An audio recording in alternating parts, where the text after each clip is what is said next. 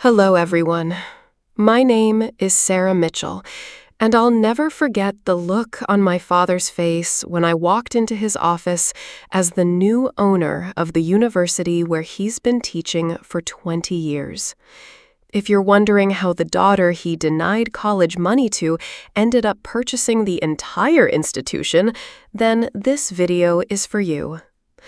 I grew up hearing that I lacked the intellectual capacity for higher education, while my younger brother was the family's academic prodigy.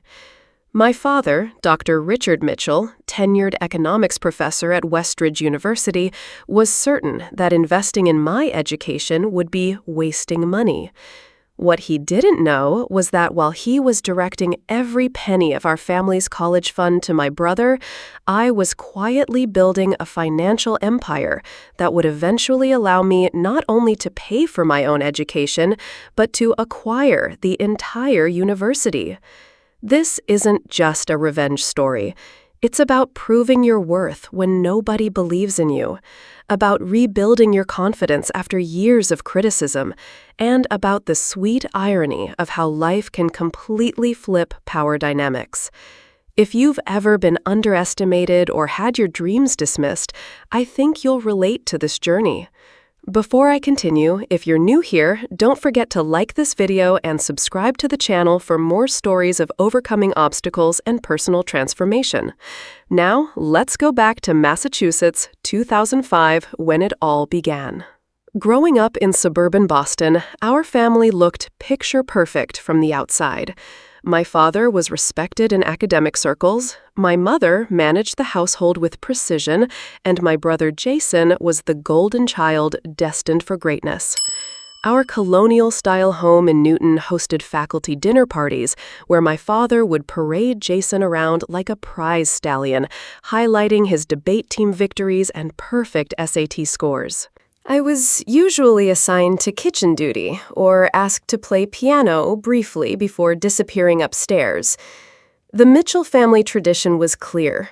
Education wasn't just important, it was everything. My grandparents had established a college fund that was meant to be divided between their grandchildren.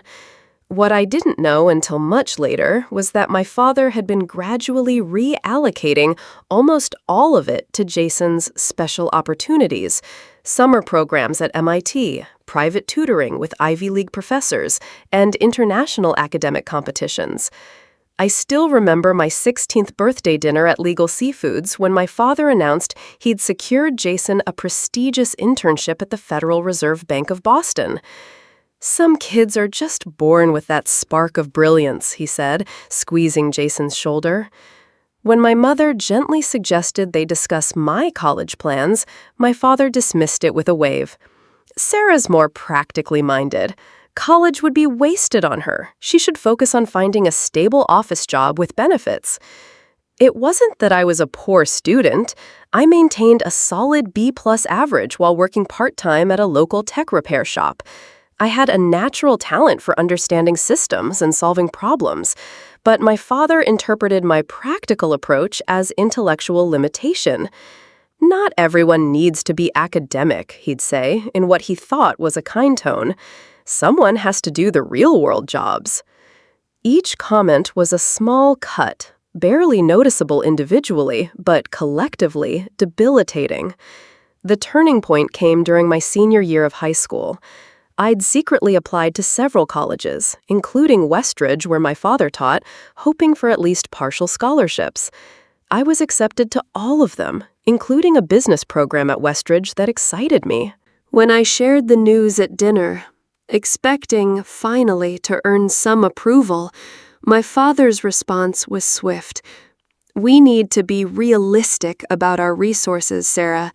The family college fund needs to be preserved for opportunities that will yield the highest return."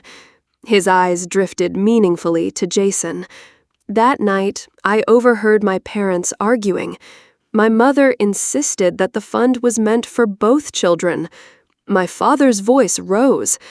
"Jason has the potential to bring prestige to this family. Sarah will get married and her education will be wasted anyway." The conversation ended with the sound of a door slamming. The next morning, my mother slipped me an envelope containing $5,000, her personal savings. "It's not enough for college," she whispered, "but it's something to start with. Your father doesn't know." Her eyes held both apology and encouragement. It wasn't just money she gave me that day. It was permission to forge my own path, to believe in possibilities my father couldn't see. What nobody knew was that for 2 years, I'd been repairing and flipping high-end computers and smartphones, quietly building a small customer base of professionals who valued discretion and quick turnaround. That $5,000 from my mother would become the seed money for what eventually grew into Mitch Tech Solutions, though at the time it was just me, a toolbox, and a determination to prove that practical intelligence could be just as valuable as academic brilliance. The real catalyst came 8 years later. I was 26, and Mitch Tech had evolved from a one-woman repair business into a boutique cybersecurity firm with 15 employees and several government contracts. I lived in a modest apartment in Cambridge, reinvesting most profits back into the company. While I hadn't completed a traditional 4-year degree, I'd earned certifications in network security and taken night classes in business management at community college. My parents' annual Thanksgiving dinner was the one family event I couldn't avoid without creating more drama than it was worth. That year, 2013, was especially significant because Jason would be defending his doctoral dissertation the following month. The dining room was decorated with more care than usual, and my father had invited the university president and several department heads. I arrived early to help my mother, who hugged me tightly and whispered, "I'm proud of you," before my father's booming voice interrupted. He barely acknowledged my presence beyond a perfunctory greeting before ushering me to the kitchen to help arrange appetizers. Through the swinging door, I could hear him animatedly discussing Jason's dissertation on emerging market economics with his colleagues. When Jason arrived, the atmosphere shifted completely. My father's whole demeanor softened as he introduced Jason to everyone as the future of economic theory at Harvard. I smiled politely, serving drinks while conversations about academic publishing and tenure-track positions swirled around me. During dinner, the university president asked about my life, seemingly out of courtesy. Before I could answer, my father interjected, "Sarah's doing fine with her little computer shop. Not everyone is cut out for academia, right, honey?" The condescension in his tone was palpable. I felt my cheeks burn as he continued, "We always knew Jason would be our academic star. Some people peak in high school, others go on to change the world."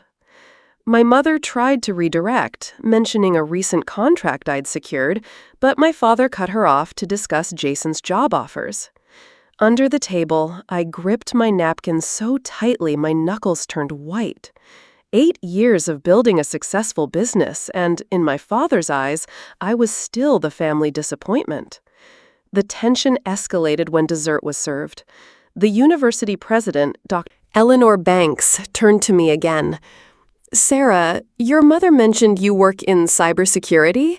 We're actually looking to upgrade Westridge's systems."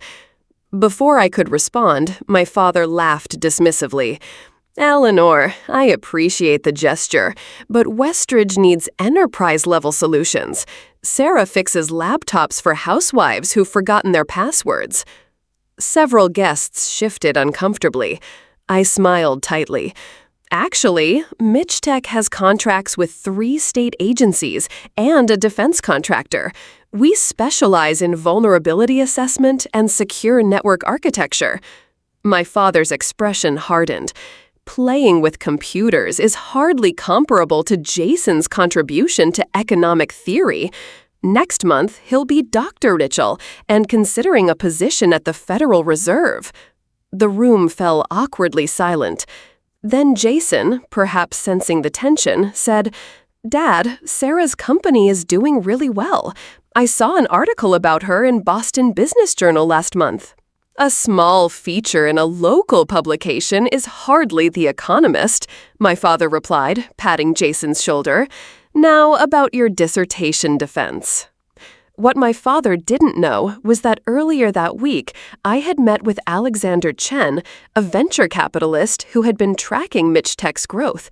After 2 years of courting, I had finally agreed to let his firm invest $10 million for a minority stake, valuing my company at over $40 million. The papers were signed, but not yet announced. Alex had seen something in me that my own father couldn't: potential. As my father droned on about Jason's brilliant future, my phone vibrated with a text from Alex. "Westridge University's board is quietly looking for buyers due to financial mismanagement. Interesting opportunity? Let's talk Monday." I excused myself to the bathroom, where I stared at my reflection, the weight of years of dismissal heavy on my shoulders. In that moment, a plan began to form, not just for revenge, but for the ultimate proof of my worth. I returned to the table with a new sense of calm, letting my father's condescension wash over me as I thought about the possibilities ahead. The following spring brought dramatic changes.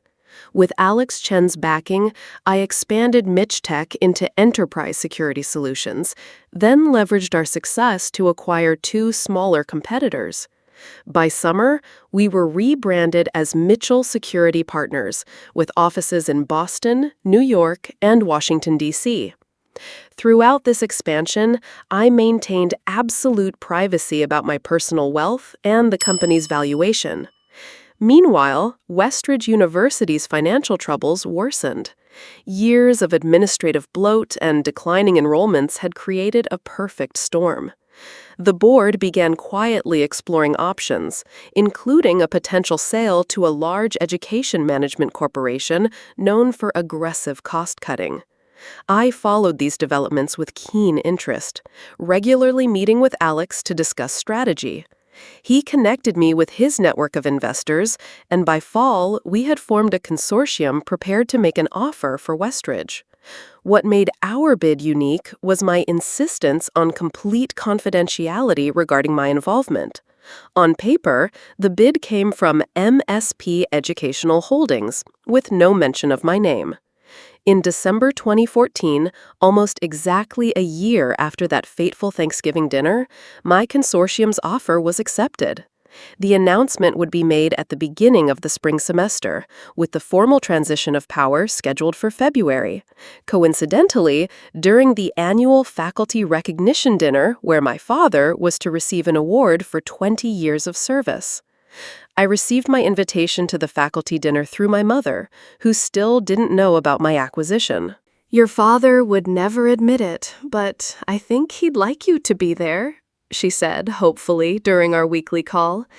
Little did she know I'd already RSVP'd through other channels. The evening of February 10th arrived. The grand ballroom of the Westridge Alumni Center was decorated with the university's blue and silver colors. I arrived early, dressed in a tailored navy suit, and took a seat at a table near the back. My father walked past me twice without recognition, busy networking with colleagues. University President Banks took the stage after dinner, her expression somber. "Before we present tonight's service awards, I have an important announcement. As many of you know, Westridge has faced significant challenges recently. Today, I can confirm that ownership of the university has transferred to MSP Educational Holdings." Murmurs rippled through the crowd. My father leaned toward a colleague, whispering something with a frown. President Banks continued, "I'd like to introduce the new chairperson of Westridge University, who will share the vision for our institution's future." That was my cue. I stood and walked toward the stage, feeling hundreds of eyes following me. My father's expression shifted from confusion to disbelief as I took the microphone. Thank you, President Banks. For those who don't know me, my name is Sarah Mitchell. I paused, making direct eye contact with my father. Some of you might know me as Professor Mitchell's daughter. The room went completely silent. My father's face drained of color. Westridge University has a proud tradition of academic excellence, but has recently lost its way. Under my leadership, we will restore financial stability while investing in programs that prepare students for the modern economy. I outlined our plans for curriculum innovation, scholarship expansions, and administrative restructuring. Then I addressed the elephant in the room. Some might wonder how I came to be in this position. The simple answer is that I built a cybersecurity firm that was recently valued at over $200 million. I believe in the power of education, all forms of education, traditional and non-traditional, to transform lives. My father sat frozen, his service award forgotten on the table before him. I concluded my speech and stepped down from the podium to thunderous applause. As people surrounded me with congratulations and questions, I watched my father slip out a side door, alone. Later that evening, as the event wound down, President Banks approached me. "Your father has requested a private meeting in his office. I told him you'd be there in 20 minutes. She squeezed my arm. "For what it's worth, I think Westridge is lucky to have you." I walked slowly across the moonlit campus to the economics building, each step carrying the weight of years of dismissal and disappointment. When I entered my father's office, he was standing by the window, looking older than I remembered. "Is this your revenge?" he asked, without turning around. "Buying my workplace to humiliate me?" I closed the door behind me. "No, Dad, this is my investment in an institution I believe in, despite how it's been managed recently, and despite how its economics professor treated his own daughter." My father turned to face me, his expression a complex mixture of anger, confusion, and something I'd never seen directed at me before: respect, however reluctant. "How?" he asked simply. "How did you manage this?" I took a seat across from his desk without waiting for an invitation. The same way anyone builds something, one step at a time, with a lot of hard work and a few people who believed in me when others didn't. I didn't mention my mother's initial $5,000 or Alex's crucial investment. Some details weren't relevant to this conversation. "So, what happens now?" he asked, his voice strained. "Do I pack my office? Is this where you fire me?" I shook my head. "I'm not interested in retribution, Dad. The faculty remains in place, including you. This isn't about destroying your career. It's about building something meaningful out of what you and others couldn't see in me." He sat heavily in his chair, the defensive anger seeming to drain from him. "You planned this, didn't you? Keeping it secret, the announcement tonight." "I wanted you to see me," I said simply. "Really see me, not as the daughter who disappointed you, but as someone who succeeded on her own terms. Was it theatrical? Yes, but after 26 years of being invisible to you, I needed to make an entrance you couldn't ignore." We talked for over 2 hours that night. For the first time, my father listened without interrupting as I described building Mitch Tech, the challenges I'd overcome, the sleepless nights, the strategic risks. I explained how the opportunity to acquire Westridge had appeared at exactly the right moment when my company had the valuation needed to secure backing. "Your timing was fortunate," he admitted grudgingly. "The university's financial situation wasn't fortunate," I interrupted. "It was researched, analyzed, and acted upon decisively. The same skills you might have noticed if you'd ever bothered to look beyond Jason's SAT scores." His flinch told me the barb had landed. We sat in silence for a moment before he asked, "Does Jason know?" "Not yet," I replied, But unlike you, I've always supported his achievements. This changes nothing between us." As our conversation wound down, my father stood awkwardly. "I suppose I should congratulate you," he said, extending his hand formally. I looked at his outstretched hand and made a decision. "I'd rather have a father than a faculty member, Dad. It's not too late for us to build a different kind of relationship." The following weeks brought significant changes. Word of my acquisition spread rapidly through academic circles and the Boston business community.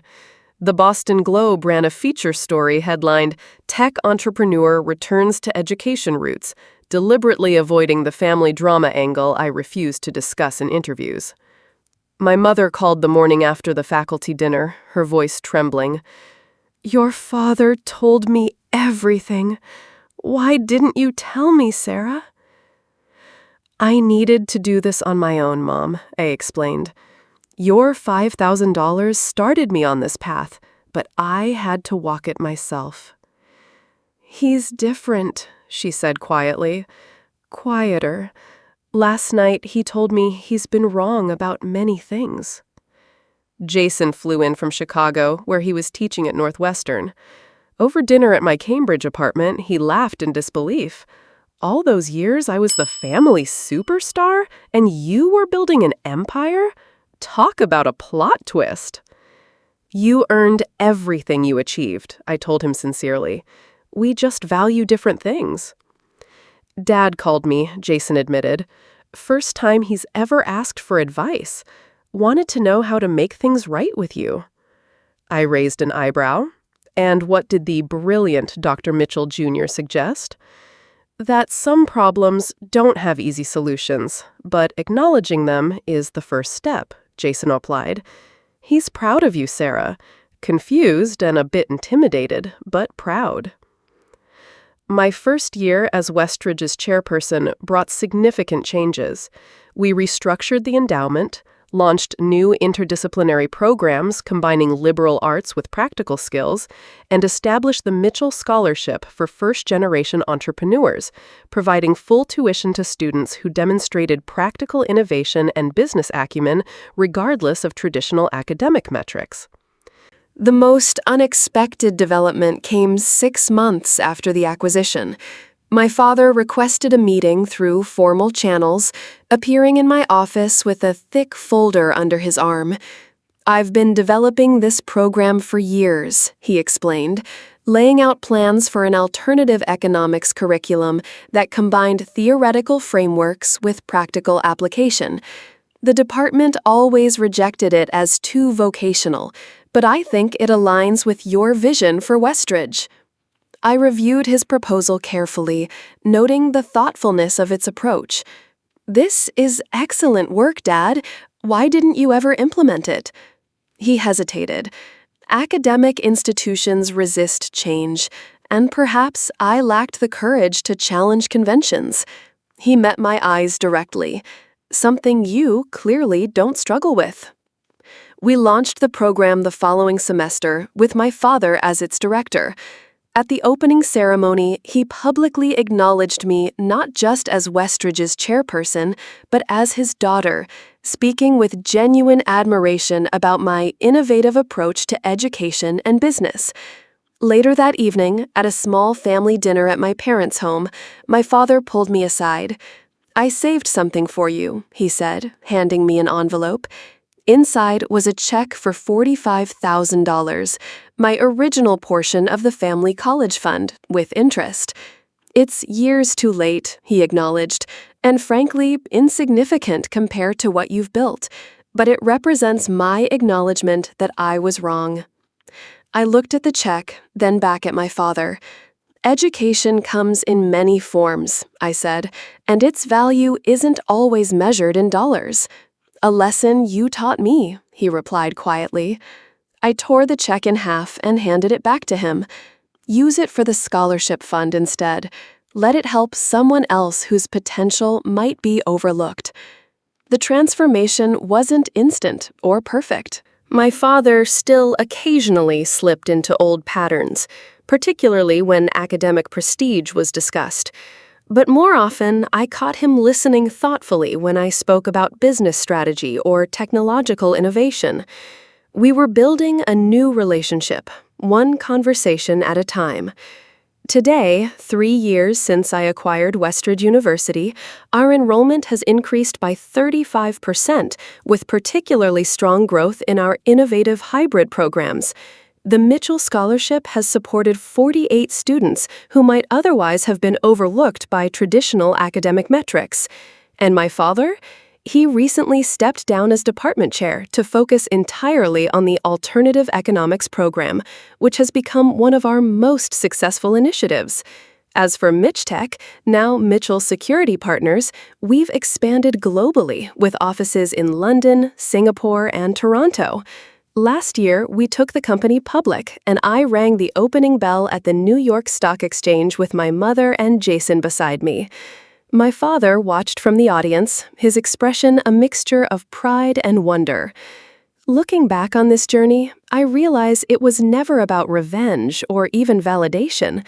It was about creating my own definition of success and building something meaningful despite the barriers placed in my path. The greatest irony is that by trying to deny me an education, my father ultimately pushed me to create an educational institution that's transforming lives. I still have the nameplate from my father's office door on the day I became chairperson. It sits on my desk as a reminder that our potential isn't defined by others' perceptions.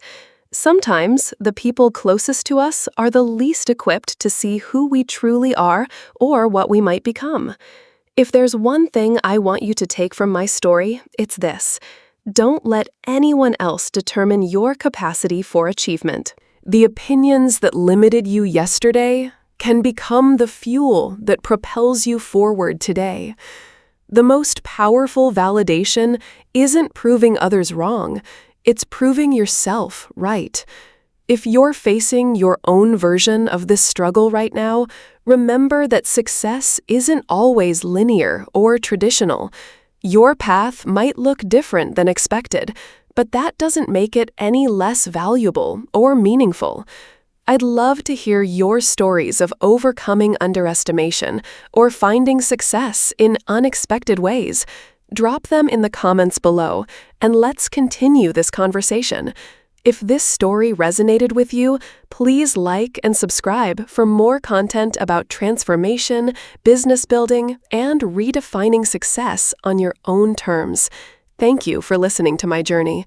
Sometimes the greatest achievement isn't the empire you build, but the self-belief you recover along the way.